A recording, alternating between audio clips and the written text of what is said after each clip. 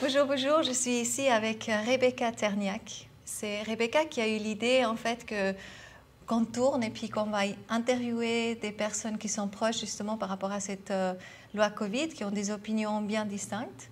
Et ça fait quelques temps maintenant qu'on tourne ensemble à la rencontre de ces êtres. Et Rebecca est une personne très intéressante également. Elle est pédagogue. Elle a créé une école ou un jardin d'enfants à la Rudolf Steiner. Oui, à Prilly. Et puis, tu es artiste. Tu écris des livres pour enfants. Oui. Et tu as vraiment un talent aussi, je pense, exprimé de l'importance, en fait, de l'art, oui, des enfants, etc. Peut-être tu vas nous parler un petit peu de toi, de où tu viens, pourquoi tu fais ça, en quoi tu crois et pourquoi là, c'est tellement important qu'on vote non à cette loi Covid par rapport aux enfants. Si on regarde mon chemin, j'ai fait ces formations de rythmie, d'art du mouvement et puis de pédagogie. Mon but, c'était dans la pédagogie Steiner-Waldorf, c'était de préserver le germe humain, l'humain, qu'il puisse se développer au mieux, qu'il puisse s'épanouir au mieux de ses facultés propres, qu'il ait tous les éléments pour lui. Et dans la pédagogie Steiner, ce qui me correspondait bien, c'est que c'est avec l'art. Et moi, depuis toute petite, je suis liée à l'art, à l'émerveillement. Je me vois dans la nature, c'est toujours l'émerveillement devant la beauté du monde, à regarder la forme de chaque feuille, à regarder et à être très sensible à la beauté du monde. Ça m'a aidée après pour voir cette importance que pour l'enfant, tout se fait avec l'art. Et c'est lié avec la pédagogie Steiner, on ne fait rien sans art. Je faisais des décors de 2 mètres pour les saisons. Chaque saison avait ses couleurs. L'âme de la terre a ses couleurs. Donc ça, c'était toujours que le petit enfant puisse se développer dans l'épanouissement, mais toujours avec l'art, chanter, danser, voilà. Et ça se fait, ce qui est important pour moi, c'est que ça se fait dans la rencontre, dans la mimique. C'est vraiment dans l'affectif. On fait dans la joie et lui, il reprend avec nous. On ne lui dit pas, tu fais ça, non, il fait avec nous. Et dans la joie, on l'entraîne. Mais c'est vraiment dans ce contact et cette mimique. Et c'est un monde où il n'y a pas de masque. C'est un monde où on chante tout le temps. Où avant de parler, on chante. C'est un monde, avant d'écrire et de lire, d'abord, on s'exprime dans le geste. Donc c'était important pour moi d'avoir créé des rondes gestuelles pour les enfants, pour qu'ensemble, ils évoluent dans l'espace, se rencontrent socialement, et tout est artistique. Donc c'était mon élément. Voilà, quand je dis que je faisais ces décors de 2 mètres, c'était naturel, avec les couleurs. Et maintenant, je me suis rendu compte avec cette crise, voilà, puisque mon jardin d'enfants s'est arrêté, j'aurais été malheureuse de continuer dans des conditions où on doit porter un masque. Je ne pourrais pas, parce que la rencontre de l'enfant, c'est direct, c'est affectif, et il lit notre âme. Avant de pouvoir parler, un enfant, il lit dans notre âme. Je peux dire des souvenirs d'enfant où je pouvais lire dans l'âme et je pouvais ressentir tout ce que... L'enfant, il prend le monde en soi, il plonge dans le monde, il n'est pas tout de suite enfermé en lui-même, il ressent vraiment ce qui se passe dans l'âme de l'autre. Donc c'est important qu'il ait le contact direct. Il n'y aurait jamais eu de civilisation. L'enfant sauvage dont il est question, il est parmi les loups, et il reprend une humanité quand il revient en contact. On peut pas. Un petit enfant, il trouve l'enthousiasme de se lever parce qu'il voit ses parents debout, il le voit agir, il sent les forces intérieures. C'est ça qui lui donne l'enthousiasme, de faire comme lui, d'être comme lui. Et puis c'est pas une imitation de petit singe, il prend le monde en lui, il le digère, il en fait son miel et s'exprime. Et dans le jeu, on le voit reproduire tout ce qu'il vit chez lui. Et puis ensuite, il l'ingère à sa manière et puis il le dépasse.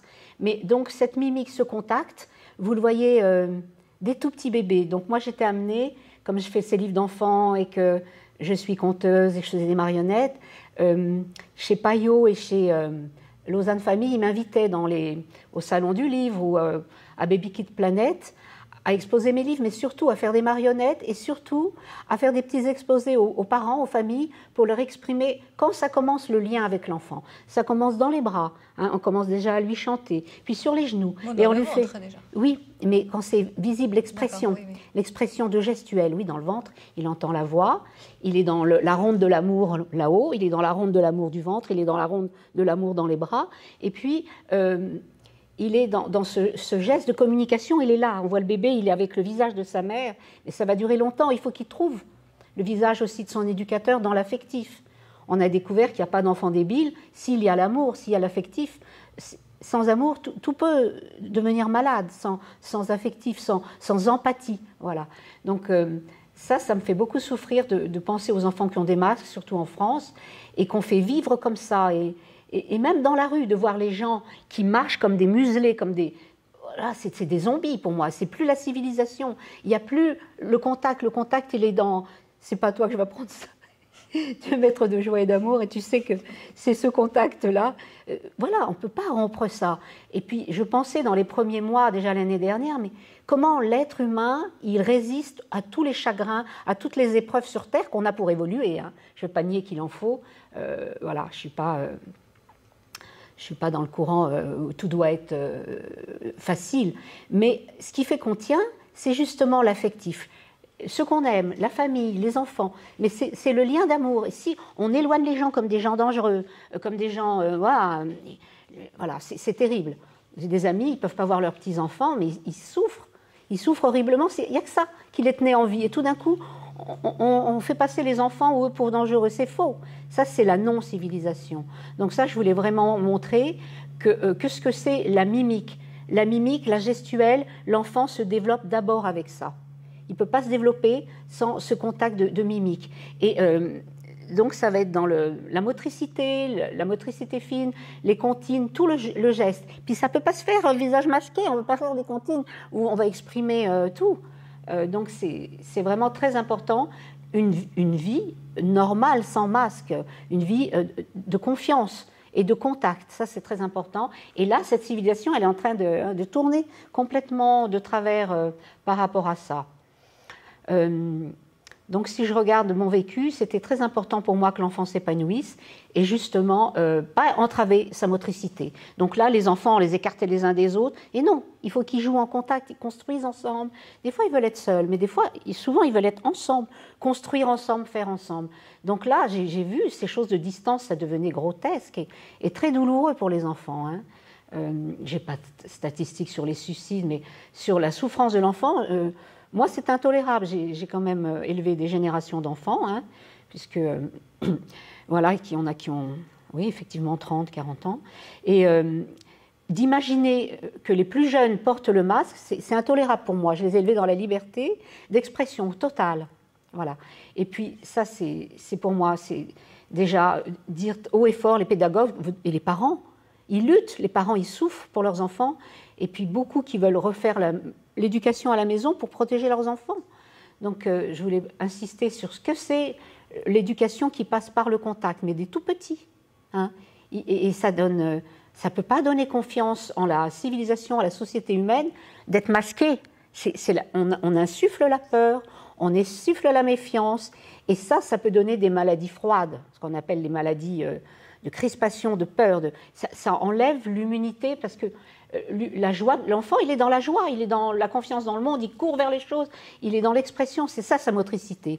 Il va dans l'enthousiasme des choses. Et là, on lui brime tout ça. Non, peur, danger, l'autre est dangereux, l'autre... Voilà, c'est terrible. Ça, on est en train de faire beaucoup de mal aux enfants. Ça, je voulais vraiment en parler. Et moi, ce qui m'intéresse aussi, c'est parce que cette créativité. Un enfant, quand il vient au monde, il est créatif, mais tellement créatif. Et on vient à l'école et on perd beaucoup cette créativité parce qu'on nous enseigne des matières qu'on n'a pas envie d'apprendre. En fait, c'est apprendre par cœur. Donc, quelque part, c'est comme un petit l'oiseau, hein, quand on le... Donc, et on perd cette créativité. J'aimerais bien que tu parles aussi un petit peu de la créativité. C'est toute la pédagogie naturelle, mais même pas seulement l'enfant, c'est aussi l'adulte en fait. Oui, toujours. Mais si la créativité est cultivée enfant, elle ne se perd jamais. C'est très important. Elle a une phase de sommet, c'est entre 4 ans et demi et 5 ans. Mais c'est lié, il est en train de former sa partie rythmique, sa partie du milieu, médiane.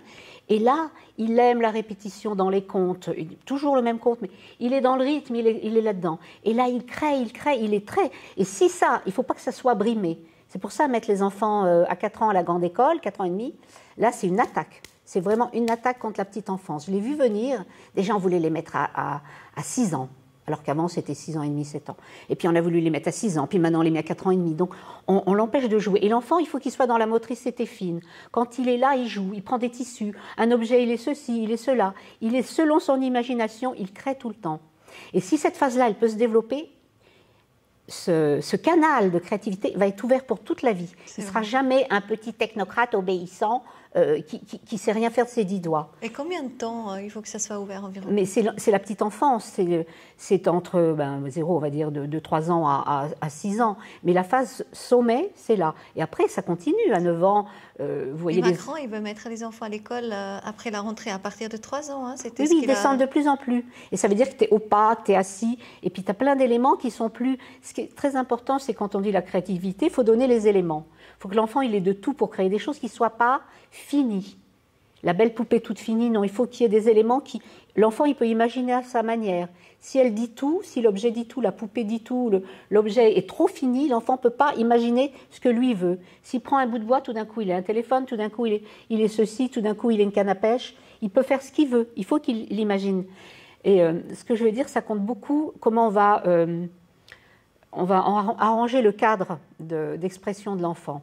Il lui faut de la place, il ne faut pas qu'il soit assis, il faut qu'il puisse bouger, il faut qu'il ait de tout, mais des matières naturelles, qu'il sait d'où elles viennent. Ça, c'est important, qu'il voie... et avec ça, qu'il puisse créer seul ou avec les autres. Hein. Il y a des moments différents. Mais ça, c'est très important, qu'il ne soit pas tout de suite assis, tout de suite en cage. Et quel est le danger après par rapport à justement les devices, hein, les Natel, etc. Parce que... Voilà, alors ce que j'ai remarqué, moi j'allais chercher la mousse en forêt ou le sapin quand je vais faire les spirales de l'Avent ou tout ça. Et autrefois, on aurait eu plein d'enfants qui auraient joué là avec la mousse, qui auraient joué... Je vois à mon école de Neuchâtel, dans la montagne, les enfants, il pleuvait, ils sortaient sans rien, et puis ils faisaient des rigoles. Ils étaient des petits architectes, ils faisaient tout ce qu'il faut avec les mains, ils créaient des ponts. Tout ça, on a fait enfant. Quand je les emmenais, moi j'étais en bord de forêt, ma garderie, mon jardin d'enfants à la journée, on était en bord de forêt, on montait en forêt, ils prenaient les branches, ils balayaient, on faisait des cabanes, et avec 3 fois rien, ils peuvent jouer. Mais il faut qu'il ait des éléments, voilà. Donc c'est très important, le contact à la nature qui l'inspire. Et ce qui est important, c'est que dans tout le reste, le long de la pédagogie, en grandissant, que les matières, elles soient enseignées pas d'une manière découpée, analytique, en petit, mais plutôt vivant, d'une manière caractéristique et vivante. Et ça va éveiller... J'ai suivi une session avec des scientifiques à Lyon, une fois, des pédagogues Steiner, et ils disaient qu'ils étaient devenus dégoûtés de leur science. Et puis ils ont repensé leur science d'une manière vivante avec des expériences. Ils nous ont fait faire, mais c'était génial. Oui. Donc c'est la manière dont on va faire. Tu as dit, on apprend. Les matières peuvent toutes être intéressantes. C'est la manière vivante dont on va les mettre en lumière qui va compter. Donc c'est toujours artistique et artisanal. En pédagogie Steiner, on va tricoter, on va faire de la sculpture, on va faire de tous les métiers. Donc c'est l'art qui devient artisanal, qui descend dans la volonté, dans les membres. L'art n'est pas là-haut perché. L'art, il a la rencontre du monde. Voilà, on est au bord de la rivière, on rencontre des cailloux, on veut tout d'un coup sculpter cette pierre ou ce bout de bois. Ça part du vivant. Et l'enfant, ça part du vivant. Là, il a des écorces dans le jardin d'enfants, il a des tissus et il fait un monde, il fait un paysage à lui. Il va jouer après, il va raconter. Ça donne envie directe. Oui, ça donne vraiment envie de jouer. Mais c'est comprendre que si on ferme le canal de cette créativité dans l'enfance, on n'aura que des obéissants technocrates qui ne créent plus et qui sont pauvres intérieurement. Oui, mais tout le monde est riche intérieurement, qu'on soit dans le social ou dans des... Tous les êtres apportent des capacités à leur manière, différentes, pour faire le monde et la société. Ça, je voulais dire. Et mon grand souci, donc, c'était, comme pédagogue, les enfants, qu'est-ce qu'ils vivent là, comme c'est grave. Et mon grand souci, si tu permets que je parle de... Mon grand souci vis-à-vis de l'art et des artistes. Quand vous voyez que ce qui se passe actuellement, cette pandémie, cette non-gestion de la pandémie parce qu'on ne soigne pas les gens, tout d'un coup, on ferme des commerces, les artistes sont au chômage, les artistes sont déjà jamais très riches, mais n'ont plus de quoi vivre, donc on nie toute une tranche de la population, comment on dit, non essentielle. Alors que l'art, c'est l'essentiel. Il n'y a pas eu de civilisation sur Terre sans art, sans sublimation de la vie et des activités humaines dans l'art. Et depuis les temps reculés, les civilisations archaïques, dites archaïques, toujours là, dans le vêtement, dans la danse, dans la musique, tout est art, dans la beauté, tout est art, maquillage, art du vêtement, musique, chant, peinture rupestre, tout est art. Et c'est ce qui fait que sur Terre, on tient le coup aussi. On a l'art qui nous accueille quand on vient. La beauté, c'est pas que les cathédrales, c'est les peintures, c'est la musique. Tout est art. Et comment on vivrait sans ça? Il y a la beauté du monde, d'accord, on ne vivrait pas sans arbres, sans le chant des oiseaux, mais l'art que l'homme apporte, l'homme, quand il apporte l'art, il prolonge, il interprète la vie et il prolonge de sa propre création, il apporte le nouveau, et puis il sublime ses souffrances, ses épreuves, il sublime la vie, et il enrichit vraiment. Et toutes les civilisations ont recherché, mais vraiment, les artistes comme ce qu'il y avait de plus élevé, et les ont entretenus pour qu'ils puissent exprimer leur art, que ce soit écrivain, que ce soit architecte, sculpteur, que ce soit peintre, les plus grands, je pense beaucoup à la Renaissance, mais c'était tout le temps, les artistes sont recherchés comme ce qu'il y a de plus précieux. Et là, tout d'un coup, toc, non essentiel, on les laisse mourir de faim, on les ruine. De même pour les petits commerces, jamais, dans les civilisations passées, on aurait mis de côté les petits commerces et les artisans. Mais est-ce qu'il n'y a pas un autre art aussi qui naît actuellement, justement, avec ces êtres maintenant que quelque part se révoltent et puis qui défendent leurs droits, et tu vois, les amis de la Constitution? C'est l'art du social. L'art du social. Ça, j'avais travaillé ça autrefois avec des amis à Paris. C'est que la transformation des arts libéraux de Chartres, c'est maintenant l'art du social. Et ça, on le sent bien. Ça, et quand on fait tout ça, les masques, et puis les gens, et puis les séparés, on casse cet art du social. L'art du social, on le sent.